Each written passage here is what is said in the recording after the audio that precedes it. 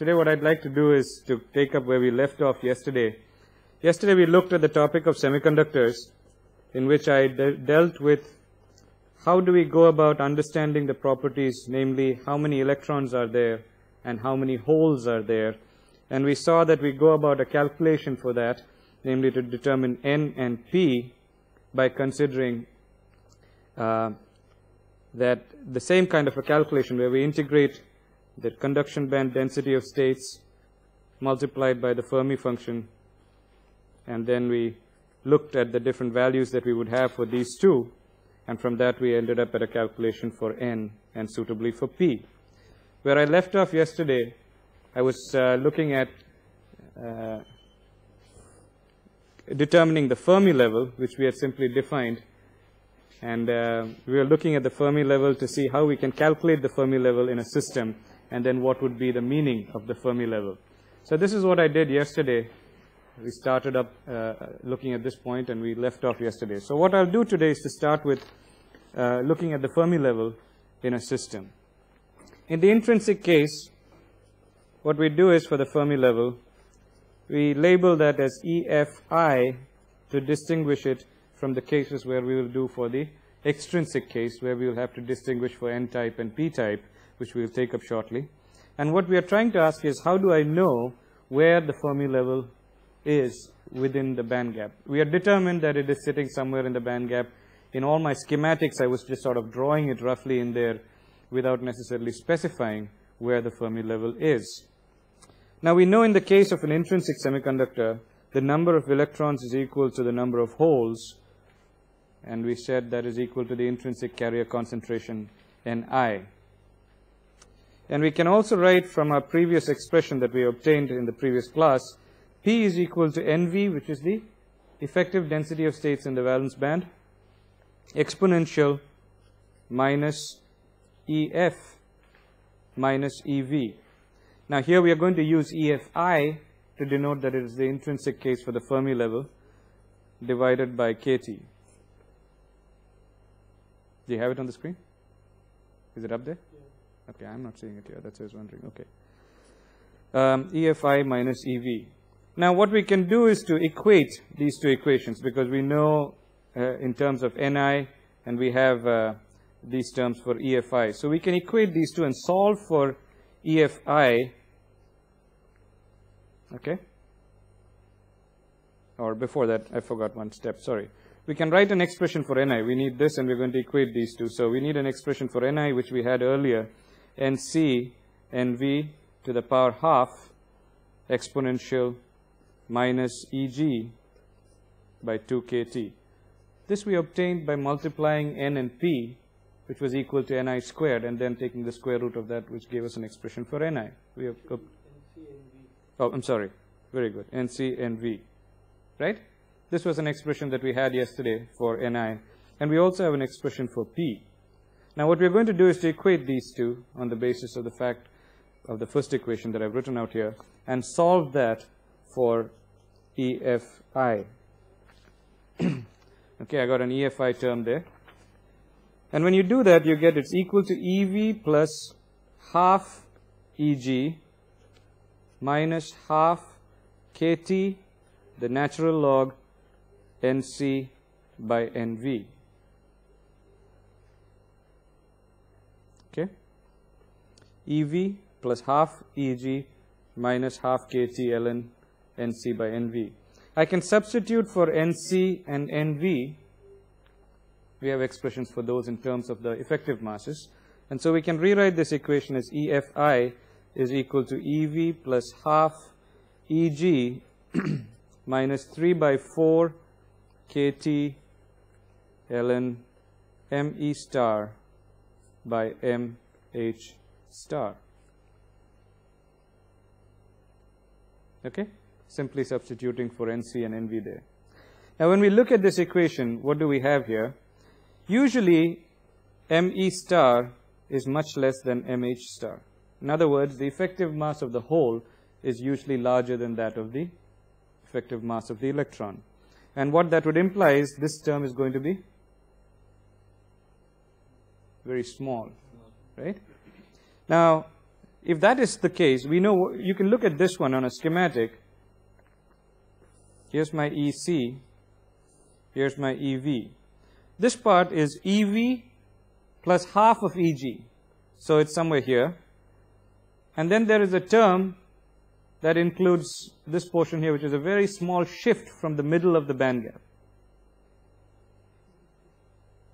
What is it? So ME star by MS star is small. Yes. So a ln of that thing is also a very small negative number. It should be a large negative number. It should be a large negative number. No, it won't be a large negative number, it will be a small negative number.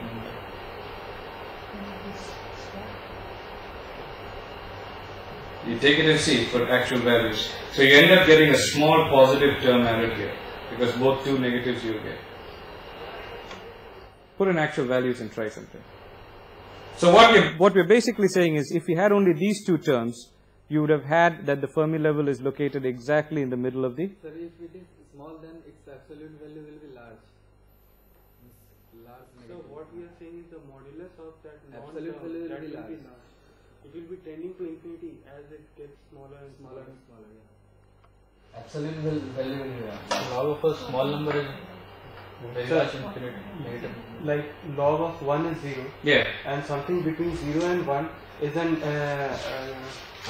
converging curve. And log 0 is negative infinity. Yeah. I see what you're saying. So as you get to be a very, very small number, you're going larger and larger. We have a problem there, don't we?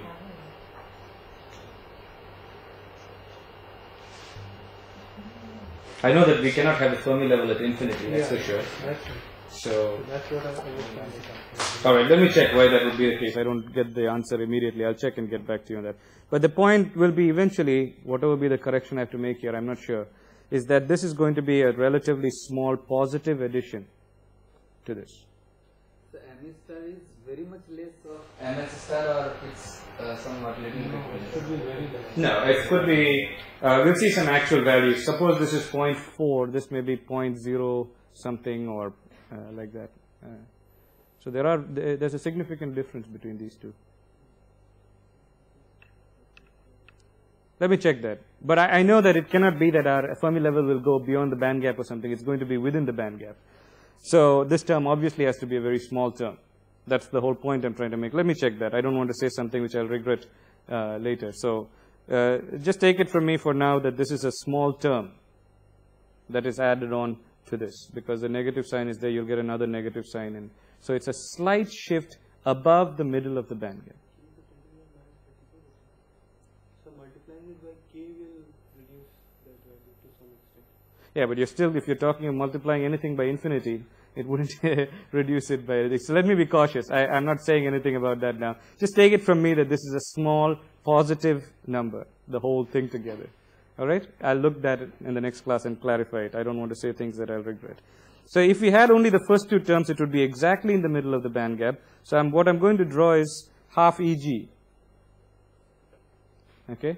And in this case, what we're saying is that in the intrinsic case, the Fermi level will be slightly above that.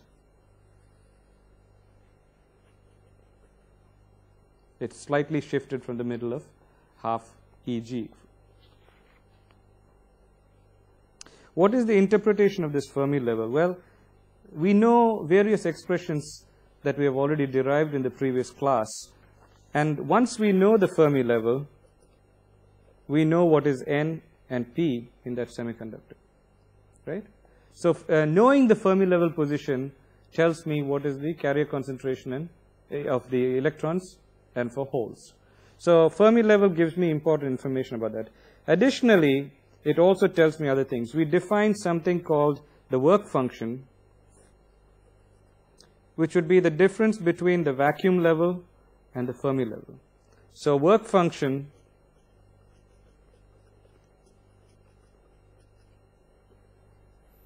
for a semiconductor is E vacuum, whatever, it's gone out of the crystal, minus E Fermi level. So again, the Fermi level depth is the measure of how much energy it will take to pull the electron out of the semiconductor. Even though at the Fermi level there are no electrons, because we are in the middle of the band gap, But knowing the phi, which is measured, is a measure, it's called the work function. Remember, we defined electron affinity the other day. This is called the work function, which is a measure of how much energy it will take on an average to pull the electrons out of the semiconductor. The third thing that can be said about the Fermi level is that the Fermi level is a measure of external work that can be done by the semiconductor. What do I mean by that? So it is the potential energy per electron to do external work.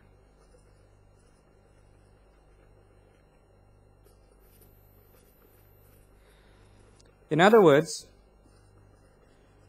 if there is a difference in Fermi energy within the crystal, then there will be work done between these two parts. It's a potential, just like the electrostatic potential. If we had an electrostatic potential between two parts of the semiconductor, the work done would be E delta V. That is the electrostatic work done. Electrically, if there is a delta EF, a difference in Fermi energy, then electrical work will take place. There will be a motion of electrons. So the implication of that is that in thermal equilibrium, all throughout the crystal, the Fermi level must be the same. Otherwise, an electron that is just sitting, a semiconductor that is just sitting there without any external biasing or anything would have currents flowing through it, because one part the Fermi level is higher, another part the Fermi level is lower, and that would be a great way to get work done out of putting in no input, perpetual motion kind of ideas, that you simply keep a semiconductor and there's currents flowing through it. So the implication of that is that in thermal equilibrium, delta EF in such a material is 0. That is, the Fermi level is the same throughout the material. On the other hand, when we bias it, apply some external voltage,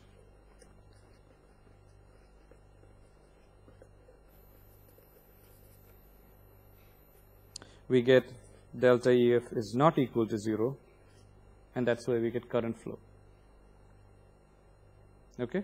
So in thermal equilibrium, this is a very important concept. Once we have reached equilibrium, then the Fermi level is the same throughout the material. We will make use of this when we come to p-n junctions. If you've studied p-n junctions, you'll realize this is an important thing there, that equilibrium is established once Fermi level is same throughout the material. But this is the argument that we have, that throughout the material, if it is in equilibrium, Fermi level must be the same. Another question that we would like to answer is, what is the average energy?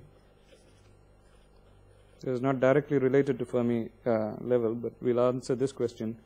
Average energy of an electron in the conduction band.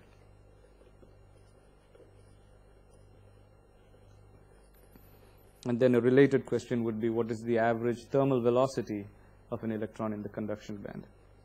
So if you want to know the average energy of something, if we have n electrons, each with some energy En, the way we go about finding it is to obtain this. That would give me the average energy.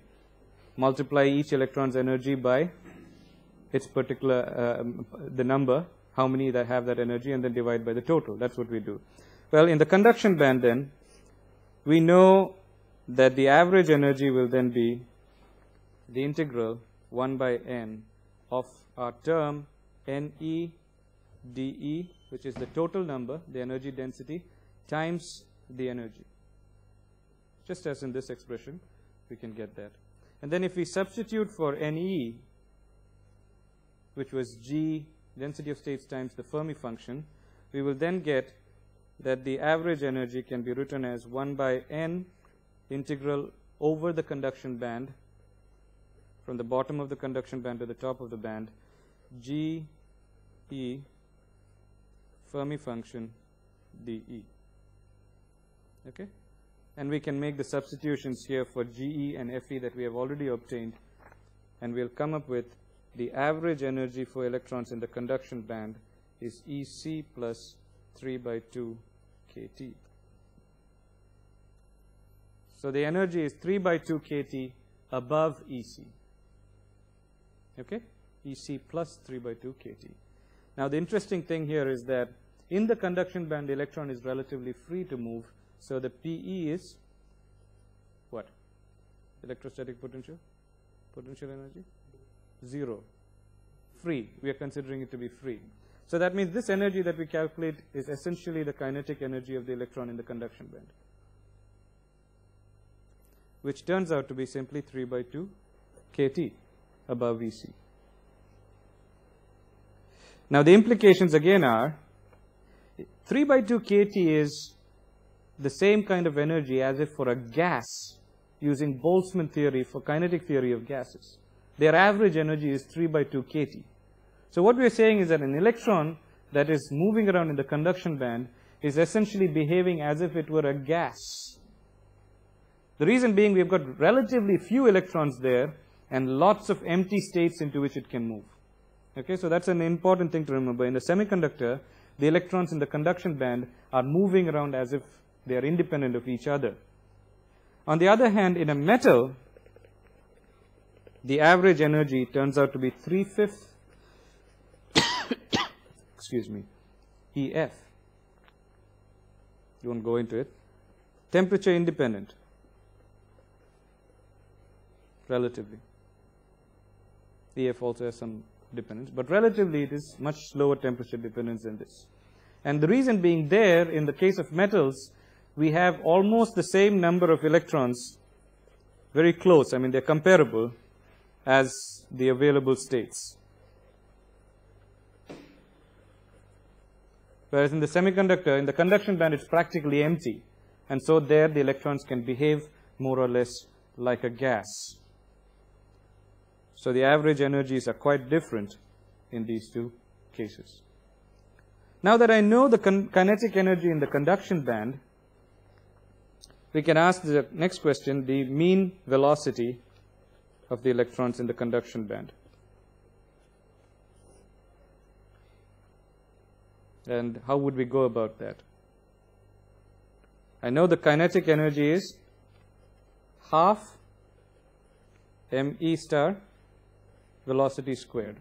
And we just said that the kinetic energy is also equal to 3/2 kT. So equating these two, I get that VE is equal to square root of 3 kT by me. So if you know the effective mass for a particular semiconductor, you can make the calculation of this.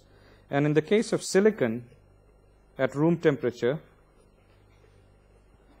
it turns out to be about 10 to the power 5, 2.3 into 10 to the power 5 meters per second. Remember, we had looked at this number earlier some time back also, when we were comparing the drift velocity with the thermal velocity, and we said that actually they zip around very fast, but there's so many collisions that they lose their speed, so the average drift velocity turns out to be much slower than this thermal velocity that we are calculating. So VE is also referred to as thermal velocity because it's the energy imparted from heat, temperature, and so that's another term you may encounter, that it's called the thermal velocity.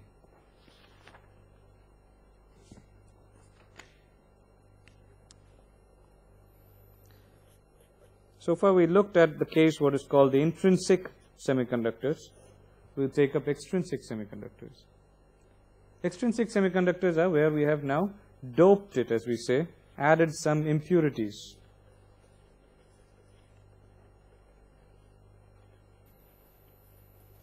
In a controlled way.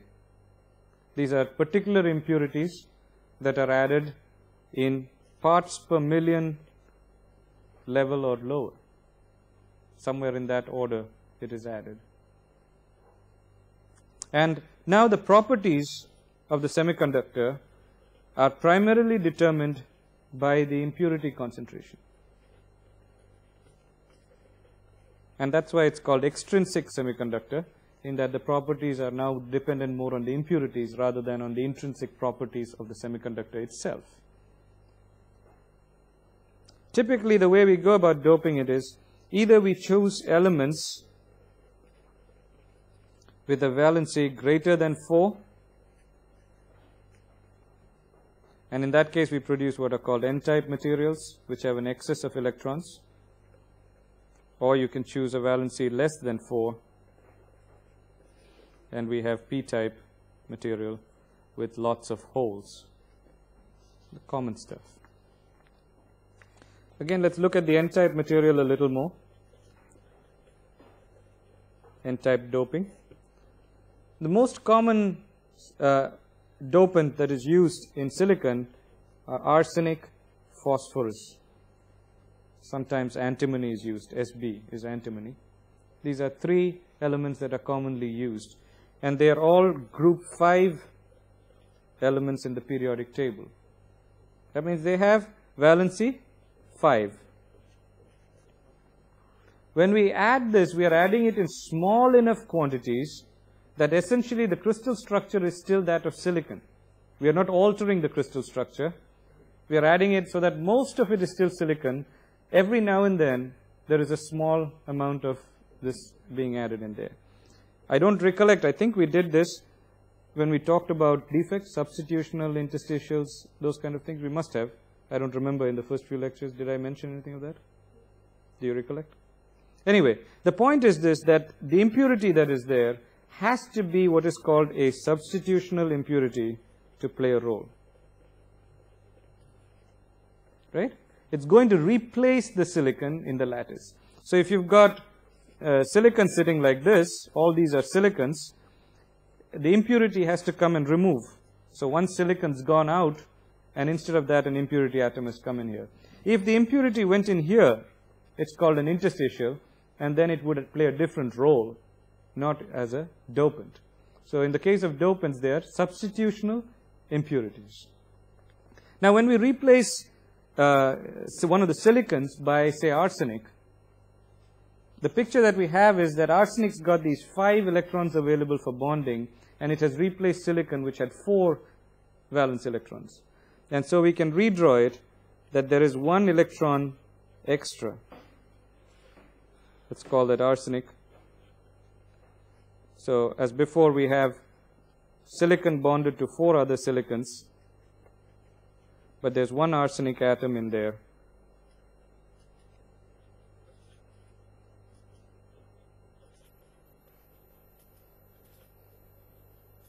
Okay? We have the arsenic, 4 of them bonded just as before, but there's 1 extra electron. What happens to that electron? It is relatively free to move around, and so it can start wandering. It is not bonded to anything. But as it is wandering, this has then acquired a positive charge because that extra electron is gone. So now there's going to be an electrostatic interaction between the electron that is wandering off with a negative charge and the arsenic, which has now become positively charged. So eventually what happens is that this electron sort of takes up an orbit at some distance around the arsenic atom.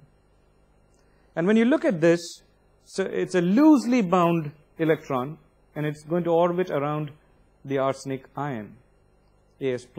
What does this remind you of? What kind of system have you seen like that, that has got 1 electron orbiting around a positive nuclear charge? Hydrogen, right? It's just like a hydrogen atom. As if you've got 1 hydrogen proton there, and there's 1 electron orbiting around it at a certain distance. And so we can probably make use of the ideas that we have for the energy, binding energy of the electron in hydrogen, to arrive at some idea of how strongly or how weakly bound this electron is to the arsenic. So we begin with the equation that we have for the binding energy for hydrogen. From the Bohr model itself, that would be given by me to the power 4 8 epsilon naught squared h squared. This is the old simple from Bohr calculations. You don't need to go anything more than that. And this has got a value of 13.6 electron volts. This is the energy that would be required to free this electron from the hydrogen core. Excuse me. Now the difference here between these two is that this electron that is moving around and the arsenic is inside a silicon lattice. So obviously I'm going to have to take into account that it's not moving around in free space. So I have to take that into account. And so 2 things in this equation will get affected. One is the mass of the electron. the effective mass in silicon becomes the important parameter, not the mass of the electron in free space.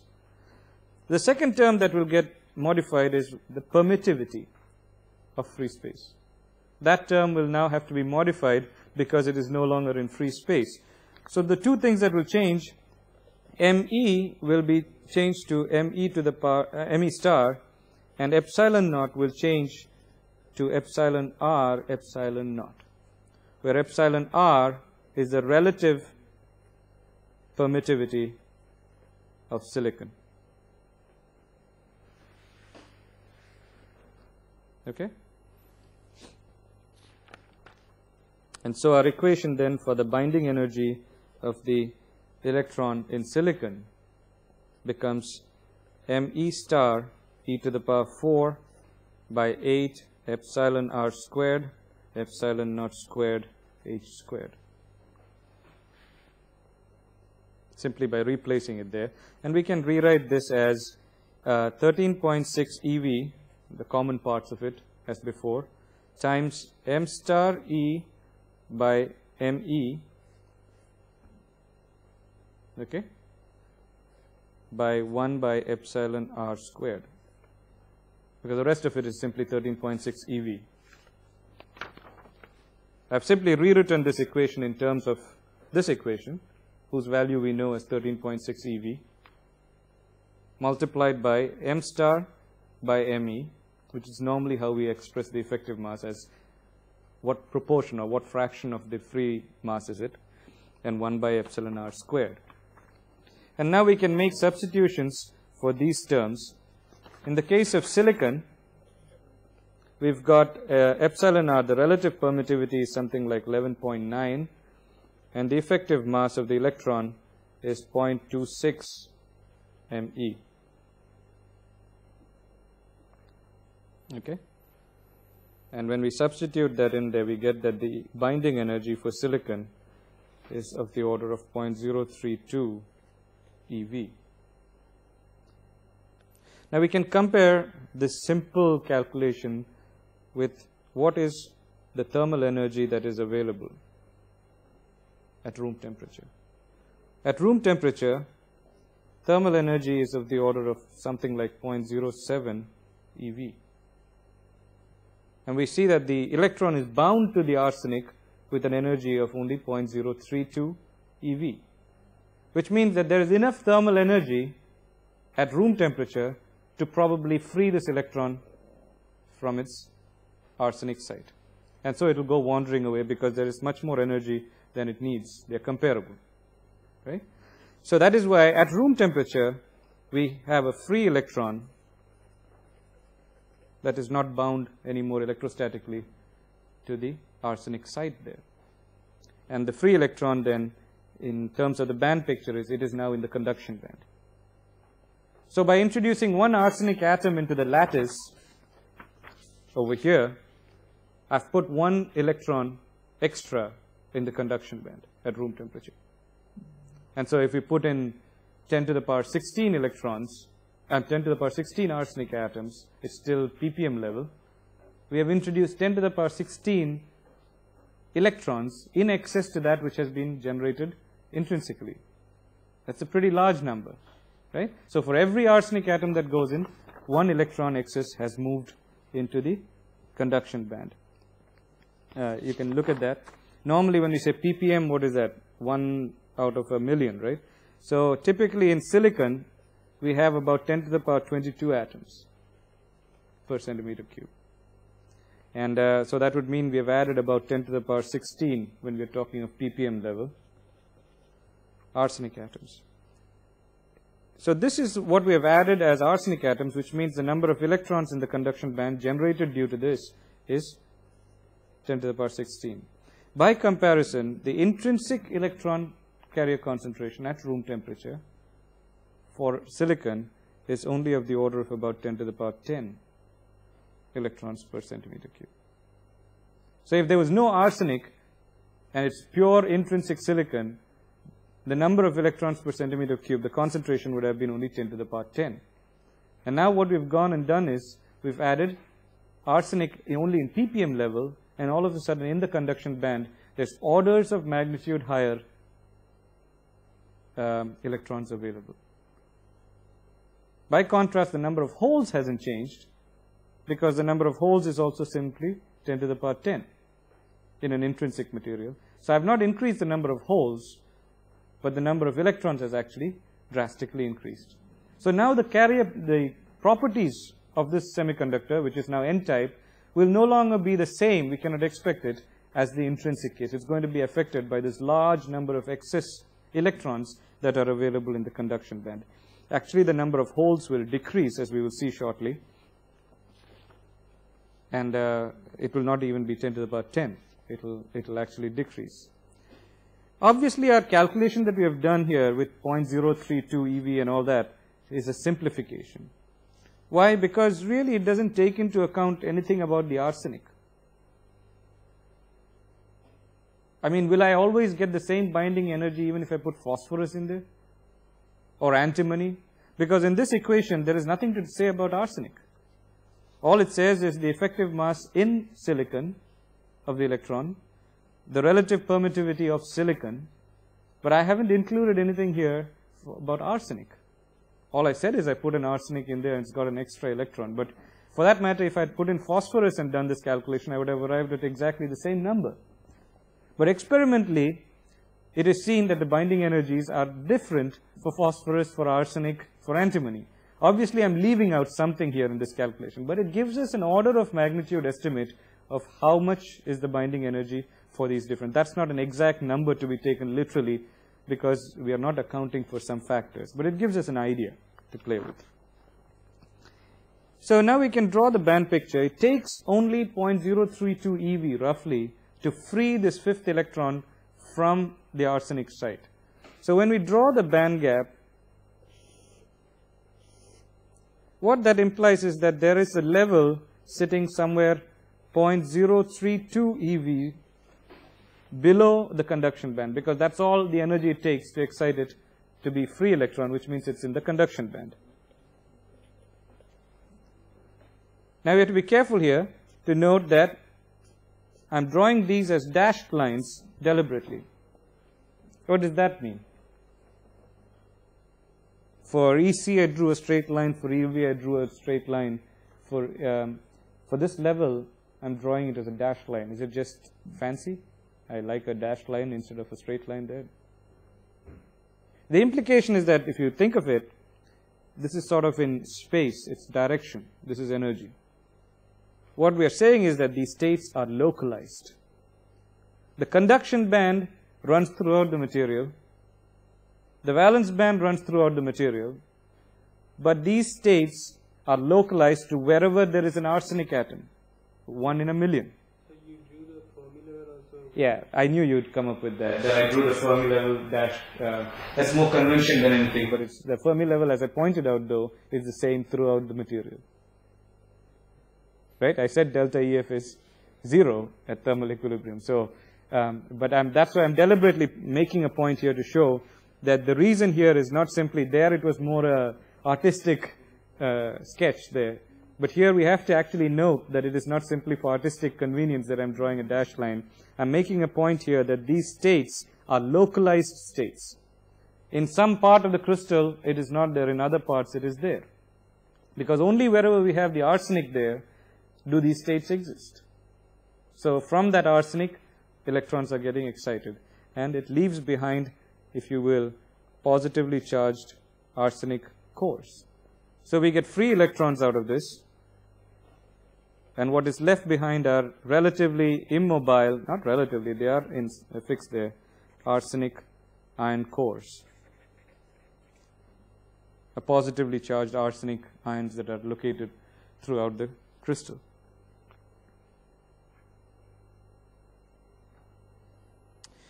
Because these donate electrons then to the conduction band, they are referred to as donors. So the arsenic, the antimony, the phosphorus are called donors. Now let's suppose that there are Nd donors. That's the concentration per centimeter cube. Okay? There's Nd donors in a particular material. At room temperature, we have enough energy, we saw, to ionize, in the case of silicon, all these donors. So that means for every Nd that we've added, we've got Nd electrons. Now, if Nd, the donor concentration, is much greater than Ni at that particular temperature, which we saw to be the case, we've added about 10 to the power 16, let us say, arsenic. And at room temperature, we saw that the intrinsic carrier concentration was only about 10 to the power 10. If this is true, then the total electron concentration is what? Ni plus Nd, the number of electrons that are contributed due to thermal generation and the number of electrons that are contributed due to the dopant or the donor, which, given that this condition holds true, is roughly Nd. Excuse me. Nd is much larger than Ni, so we can ignore this one here. Now remember that the other thing we saw the last class was that Np is a constant.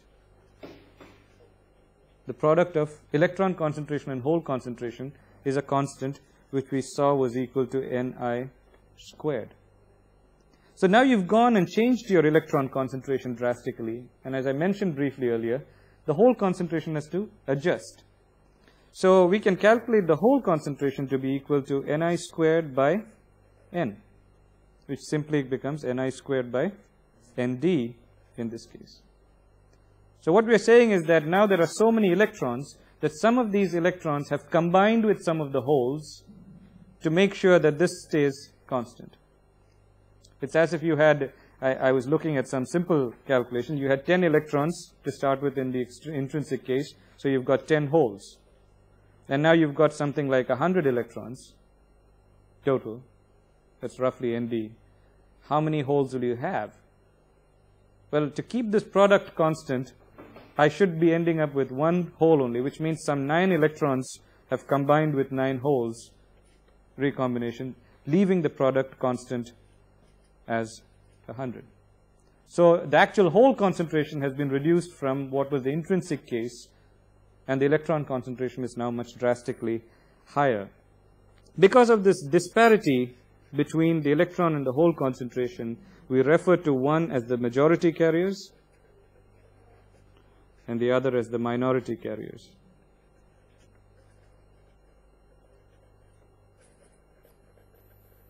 And depending on the particular application and device, one carrier's properties will be more important than those of the other, or both could play a role. Sometimes one is insignificant depending on the kind of configuration we have. This is true for N-type semiconductor. The opposite would be true for a P-type semiconductor.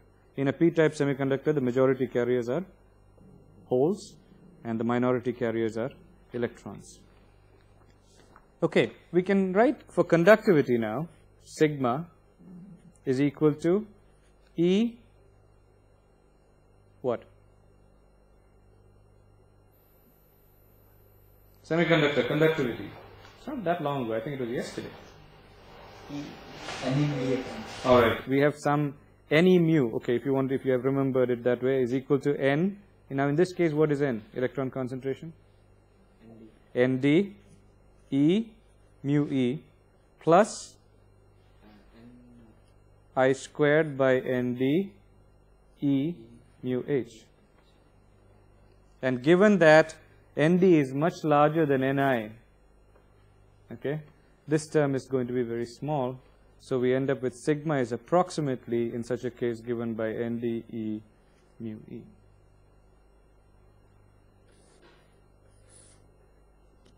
So the properties are dominated by the donor concentration in this case.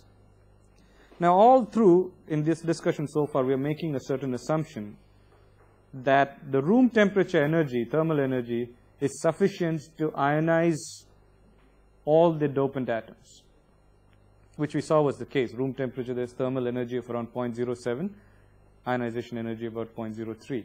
What if we are looking at this semiconductor at lower temperatures?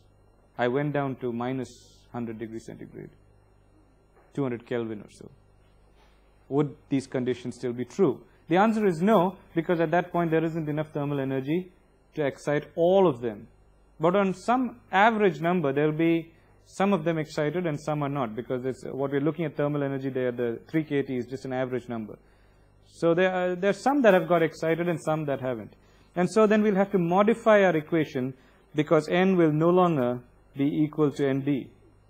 Only some of it, some fraction of it has now been ionized. And so we have to modify our equations to take that into account. I introduce a term here which is similar to our Fermi function FD ED, which is the probability of finding an electron in the energy state ED.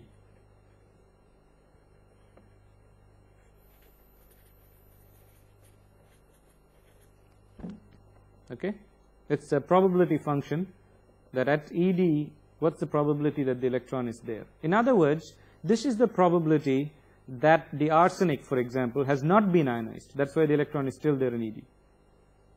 If it had been ionized, then it would have gone out and I wouldn't be finding an electron there. So to know how much of it has been ionized, I would be interested in 1 minus this term. Right? Okay. So this is what I'm interested in, the probability. If I know this function, then I should be able to calculate what fraction has been ionized at a given temperature. FD is expressed very similar to the Fermi-Dirac function. There is only one small change, that in the denominator there is an extra half. 1 by 1 plus half exponential ED minus EF by KT. So Fermi-Dirac function, we didn't have this half there.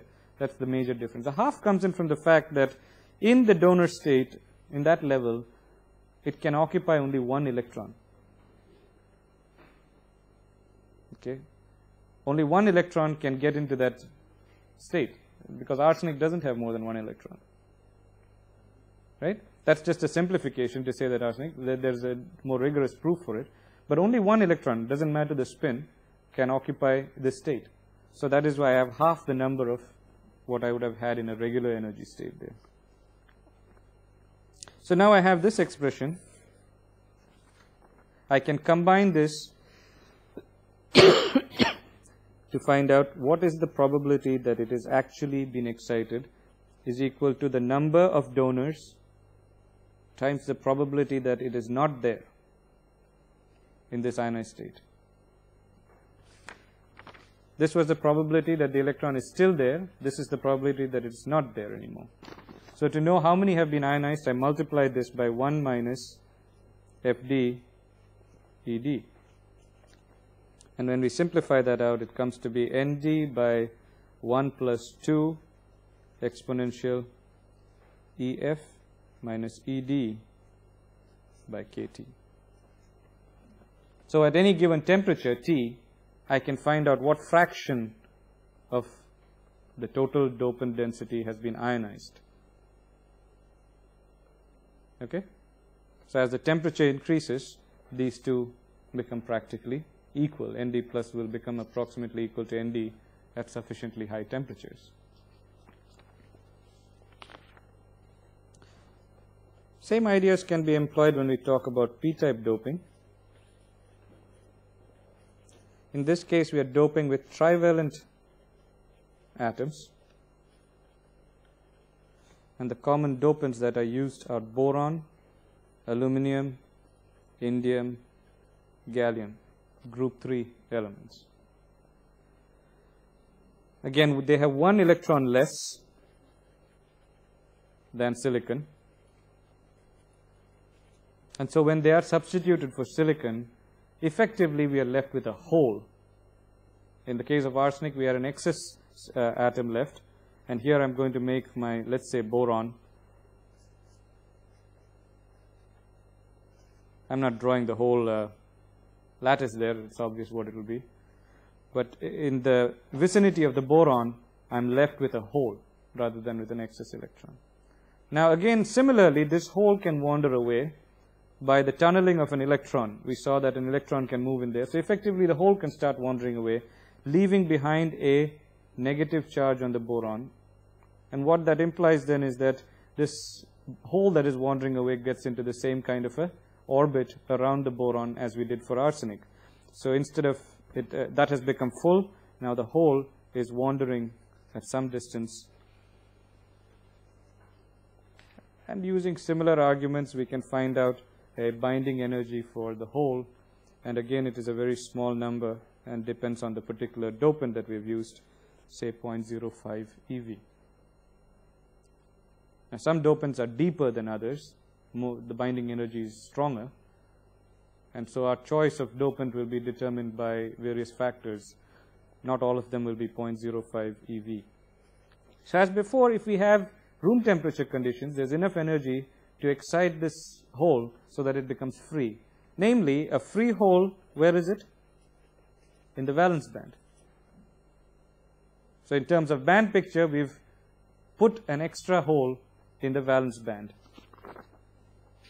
It's looking at that here. Again, these are localized states.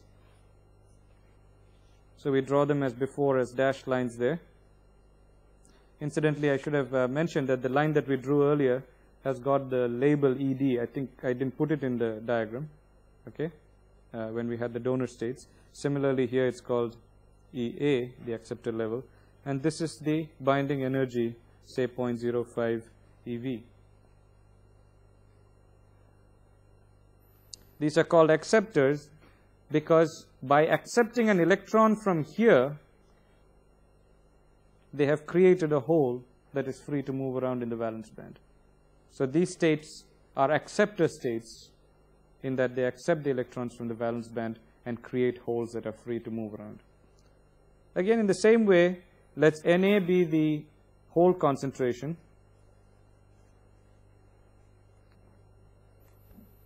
And using the very similar arguments as before, if Na is much larger than Ni, then P is approximately Na. And N is equal to Ni squared by Na. Just the same as before as we did for the donor case.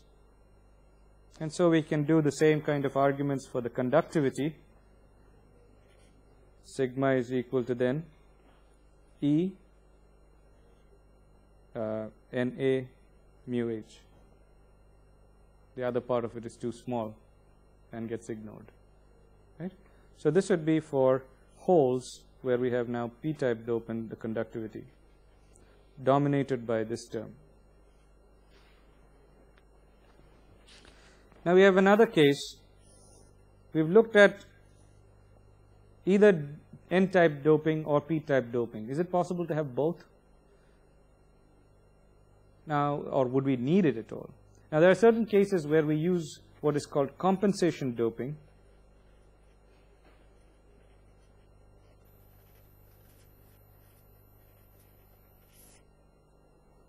Where we have both electrons, donors and acceptors in the material to control various properties. And in that case then, we could have the case where the number of donors is higher than the number of acceptors, and another case where the number of acceptors is higher than the number of donors.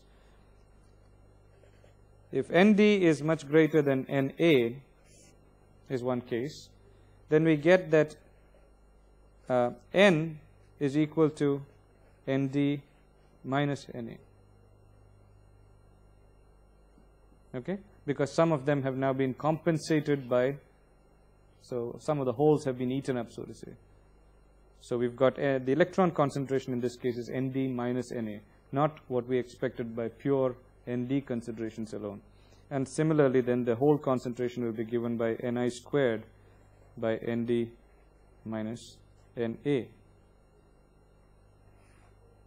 On the other hand, if Na is much greater than Nd, we get the reverse, that P concentration is given by Na minus Nd, and N concentration is given by Ni squared by Na minus Nd.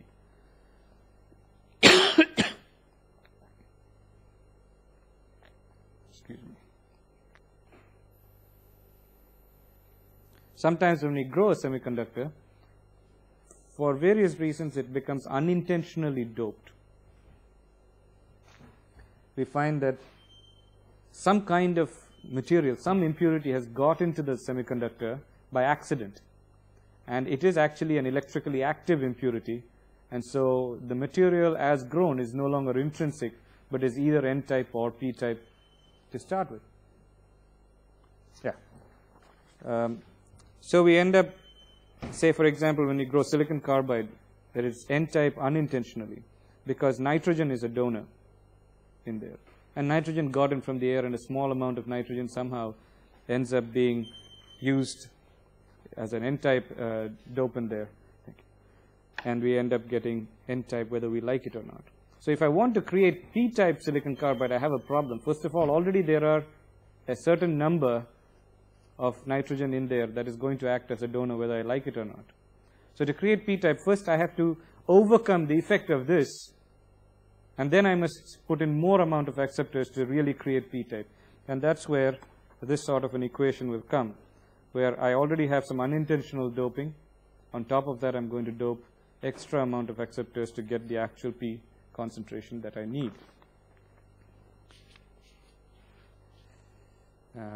Maybe I'll give one final set of thoughts. In the case of extrinsic semiconductors, we have Fermi level calculations, same way we can do.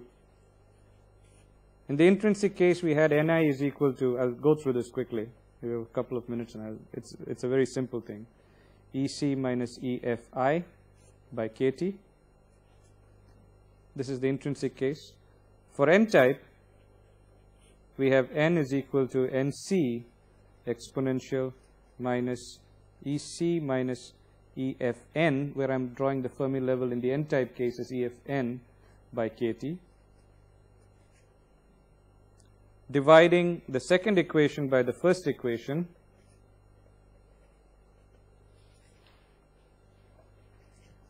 we will get ND by Ni is equal to exponential EFN minus EFI by KT,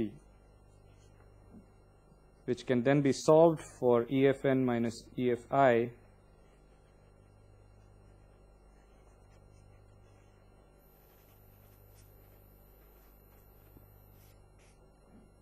So with respect to the intrinsic Fermi level, in the n-type case, the Fermi level will be shifted by the amount that it has been doped with respect. Similarly, for p-type, we can arrive at a similar expression, EFP minus EFI is equal to minus KT ln NA by Ni.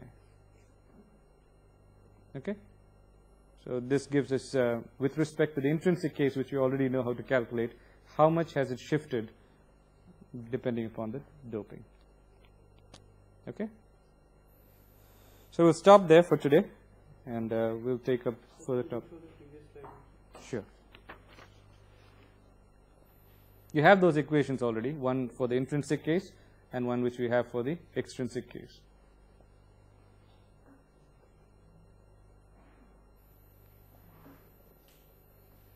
What we have done is, I didn't explicitly say that this N is equal to ND, right? And that's why when we came here, it becomes ND. It's actually N by Ni, which is ND in that case. Okay, we'll stop here for now.